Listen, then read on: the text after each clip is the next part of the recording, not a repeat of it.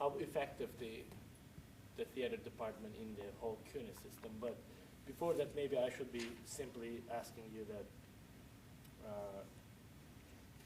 Well, what are like what are the parameters? Periodically, we put on shows that are musicals, and the music department is involved with that. They send over musicians, and I'm not really sure why they're not. That has nothing to do with the theater department. That has something to do with the music department. I don't know what it has. Because we encourage people from the other disciplines to take part in our plays, So film comes over very often and asks for actors. So we have sort of a closer connection with the film department. But, whenever we put on a musical, the music students are involved with it, because they play in the orchestra and, and they're always invited to play in our shows. But maybe it would be a good idea for somebody in that department to encourage people to figure out how to make connections with the theater department in some way, you know what I mean? Sure. It's not like they don't know each other, but for years. We're talking about people who've been here. Jablonski is the head of, and David Willinger is the head of this one. They know each other for over 30 years. There should be some better communication, obviously, between them. All right. So, okay. Yeah, I'm thinking that actually, since this stuff you just mentioned that maybe we should be talking to someone else, but I think you still know the history of here and the shows are made, and is there an outstanding work made here? And probably all of them really great, but do you remember anything like in the nationwide maybe, or in the statewide it's being heard and it was outstanding your work? I mean, some of the plays that we put on? Are you asking? Yes. Well, we do it's uneven. Some of the things we put on are just really wonderful, and some of them are, you could just want to take a nap. Would you want to talk about it a little bit? Yeah, I don't mind. Yeah. Oh, you were. Are you rolling? Okay. Okay. Okay. So maybe you can start with the sentence. Since it's a recording, you can start with the sentence that the verse. Well, over the years that I've been here, which is since 1982, so it's been a long time since I've been here, there have been, the department, when I first came in, had a BFA program, not only in dance, but also in theater, and it had a BA program, and it was also parts of film was attached to it also. So it eventually split up into different departments, but it was in 1995 when CUNY decided that the BFA program wasn't worth supporting anymore. So it cut both the acting and the dance program, but the BFA program was a conservatory, and it was encouraging acting primarily, as opposed to the BA program, which does directing and theater academics and directing, and sort of a broader program than the BFA program. But for whatever the administration's reasons were, they claimed they had no money. They cut 10 departments, and our department was just part of that cutback. That was really quite devastating to the school. They cut the nursing program there, and the nursing program had 400 majors. So somebody needs to ask them what they were thinking, you know what I mean? But anyway, we were part of that cutback, and we went into the English department. And even during that period, there were plays that were put on that were brilliant, and there were plays that were just duds because people thought that avant-garde or something is interesting enough to hold people's attention, and it wasn't mine in any case. But some of them, for me, the most interesting plays are the plays that have something to say, that have something meaningful, not just flip. And there was a point where we were putting on plays that you could walk out and say that there was some meaningful thing that you were taking with you. But for years, unfortunately, not to my liking.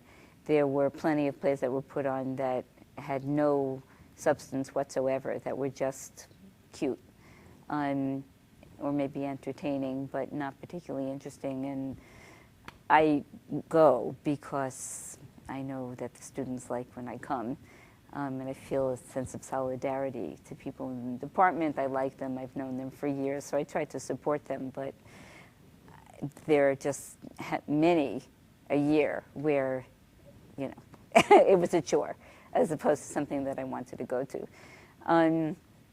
But hopefully we're coming back out of that.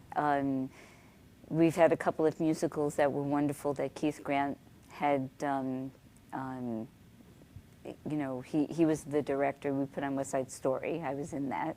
We put on Hair, and I was also in that. But those are plays that have substance. And so we had, you know, Theater A was filled completely to the rafters because people are looking for something meaningful in their lives.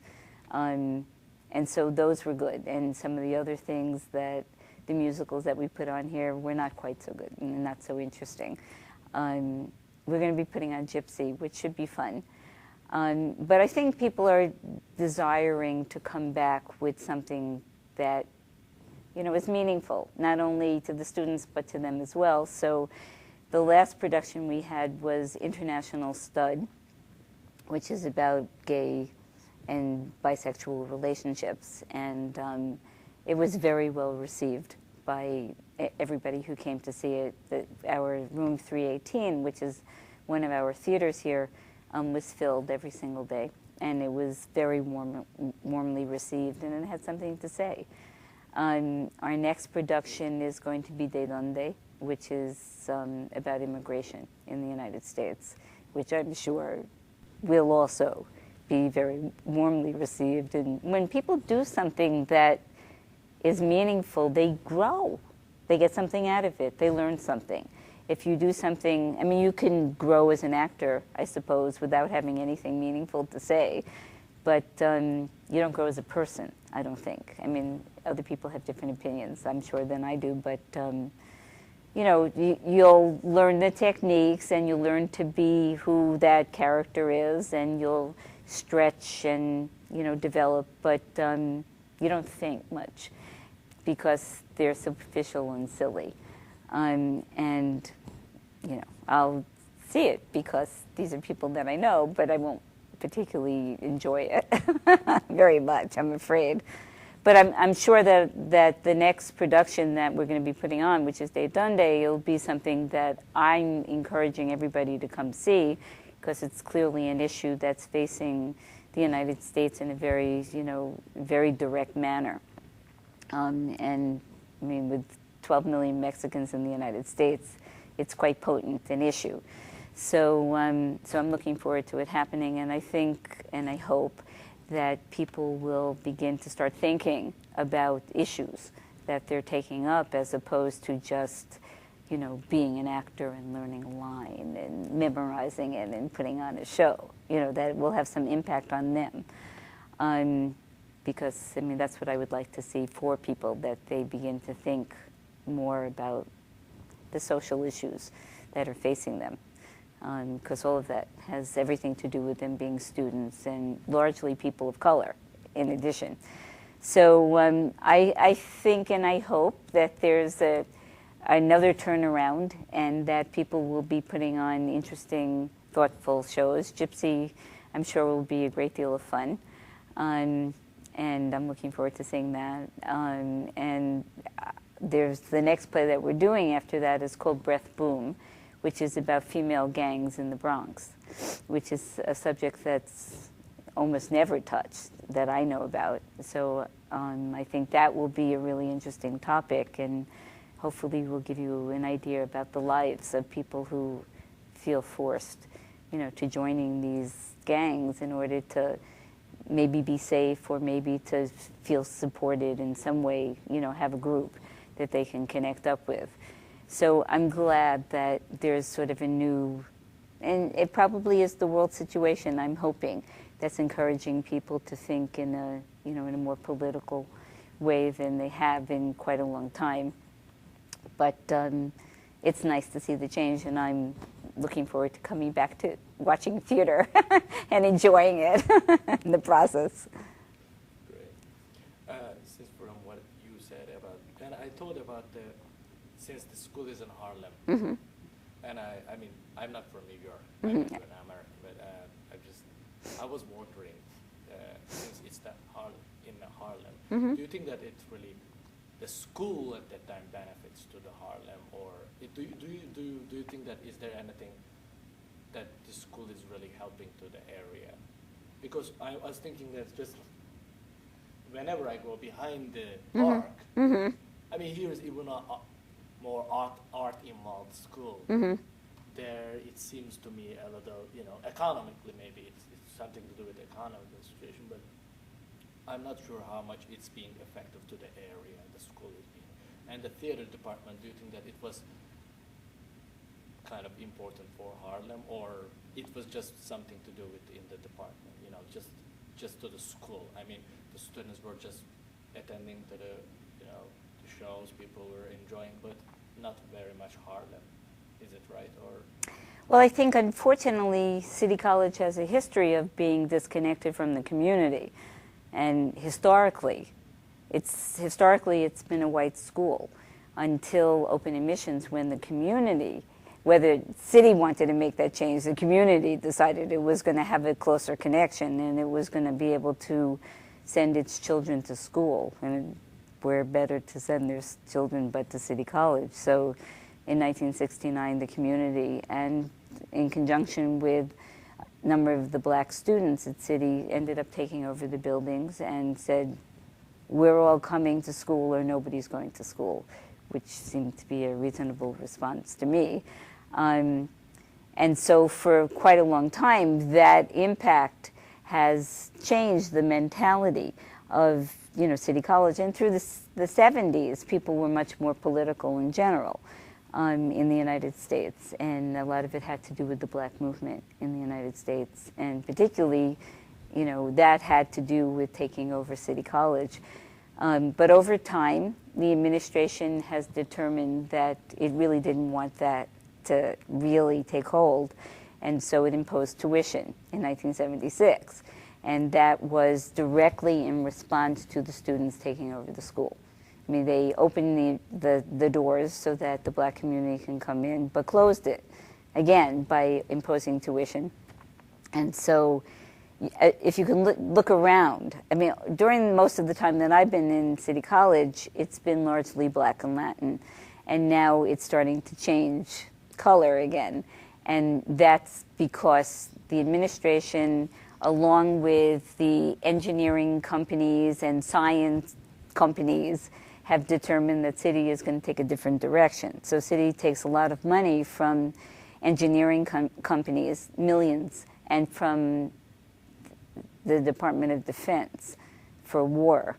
And so they put a lot of money in City College. So much of the money is being siphoned off by the engineering and the science departments. And I was just told that if I don't get a new Xerox machine soon, we won't have a Xerox machine because this one is outdated. And my department can't afford to do that. And I'm not sure how we're going to go about getting it. I suggested to my chairman that he figure it out before it's too late. But, I mean, us and, some of the departments that are not so important to the development of engineering and war just don't get the finances, right? And the sciences and the engineering department, they get the finances.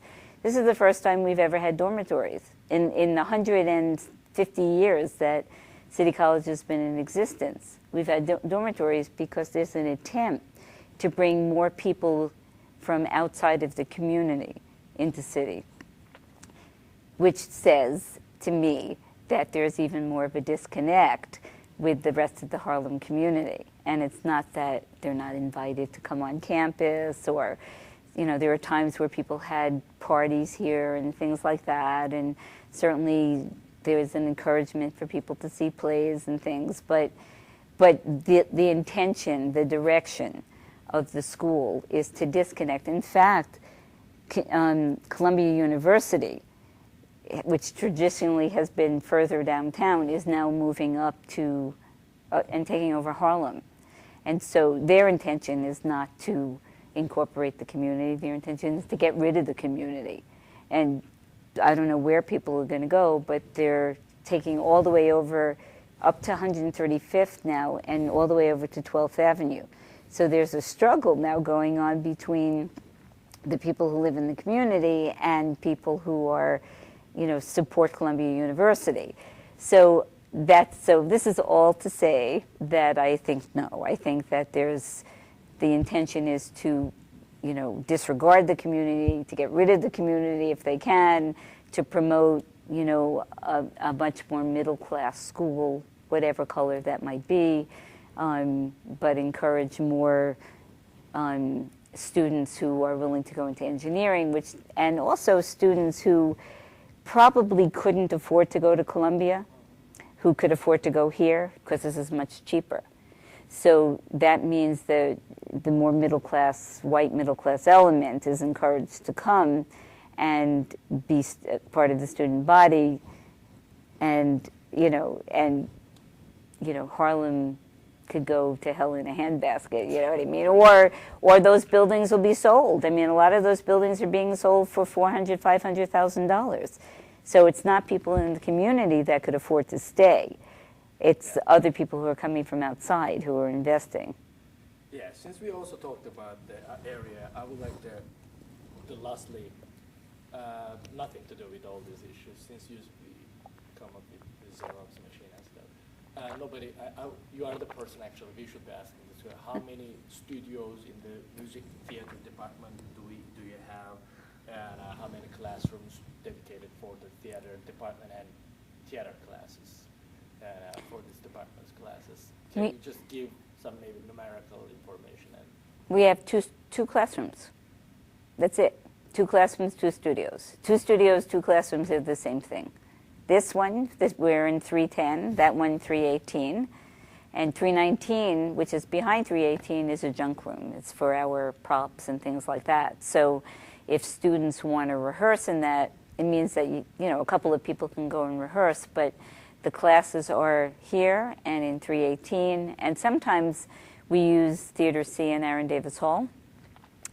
And it turns out that the department is actually growing, and we have probably something like 80 majors.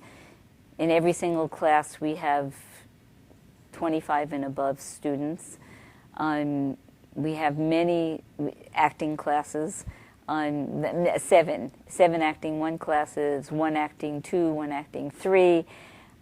So it's clear that people are interested in coming here and being part of the department, but and I try to keep the numbers down in the classroom, but if people want to enroll, I hate to turn people away, and we hate to turn people away, which means that most of the classes are taught by adjuncts, or many of them, I should say, are taught by adjuncts, and they have 25, 26, sometimes 27 people in a class, and everybody's juggling. So these rooms are used all the time.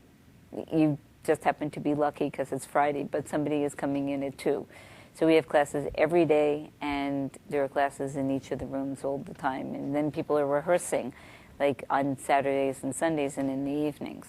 So it's always pretty active and not enough space. And, in general, we don't have enough space. But we try to make do as much as we can.